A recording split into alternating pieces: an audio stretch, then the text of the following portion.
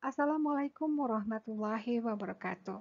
Perkenalkan, nama saya Dini dari SMA Negeri 2 Sumedang. Kali ini saya akan memaparkan hasil pemecahan masalah pembelajaran siswa dengan tema teknik mengoptimalkan kinerja kelompok siswa dalam pembelajaran.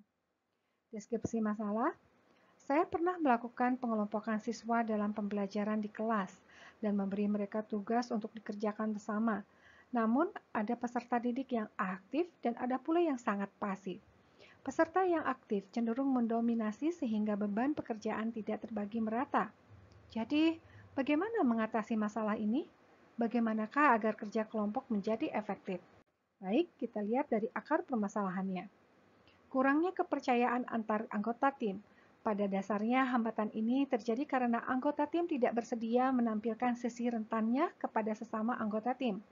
Mereka tidak mau terbuka mengenai kelemahan dan kekurangan diri, kesalahan yang dilakukan, serta kebutuhan untuk meminta bantuan rekan-rekannya. Keadaan ini membuat tim kesulitan untuk membangun kepercayaan yang merupakan fondasi penting dalam kerjasama tim. Akar permasalahan lainnya adalah ketakutan terhadap konflik. Tim yang tidak saling percaya satu sama lain tidak akan bersedia untuk terlibat dalam konflik yang terbuka dan konstruktif.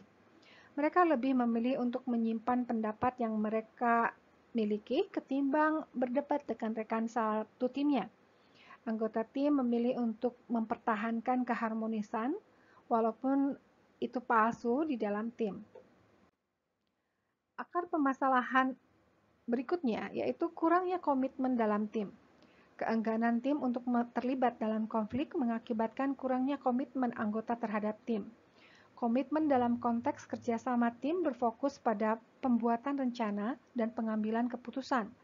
Ketika anggota tim tidak memberikan pendapatnya dalam diskusi karena takut terlibat konflik, mereka akhirnya tidak benar-benar terlibat dalam keputusan yang diambil oleh tim. Nah, alternatif solusinya yaitu guru perlu menjelaskan bahwa murid-murid diharapkan saling bekerja sama di dalam kelompoknya.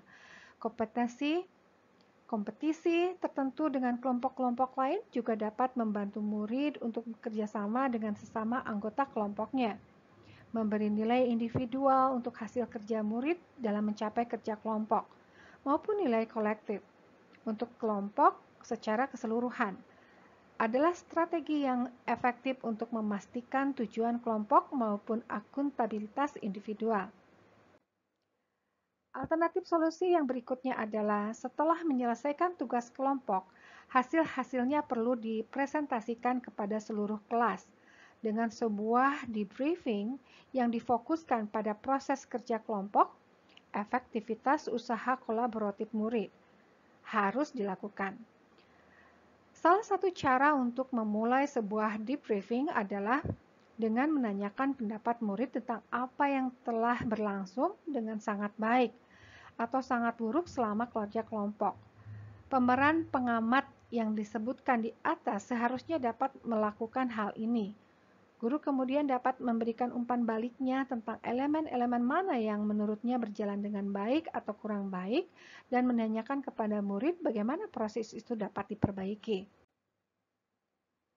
Kelompok-kelompok kooperatif seharusnya berjumlah anggota sedikit. Pengelompokan yang tidak terlalu heterogen, terutama menggantungkan untuk murid-murid dengan kemampuan sedang. Bila murid-murid dengan kemampuan yang sama dijadikan satu kelompok, maka ditemukan bahwa murid-murid dengan kemampuan tinggi menganggap tidak perlu saling membantu.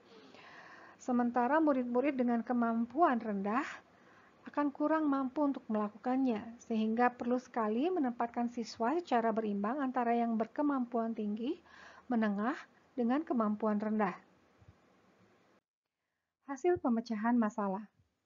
Siswa lebih terdorong dan termotivasi untuk memberikan yang terbaik untuk kelompoknya, karena rasa kompetensi antar kelompok yang timbul pada individu.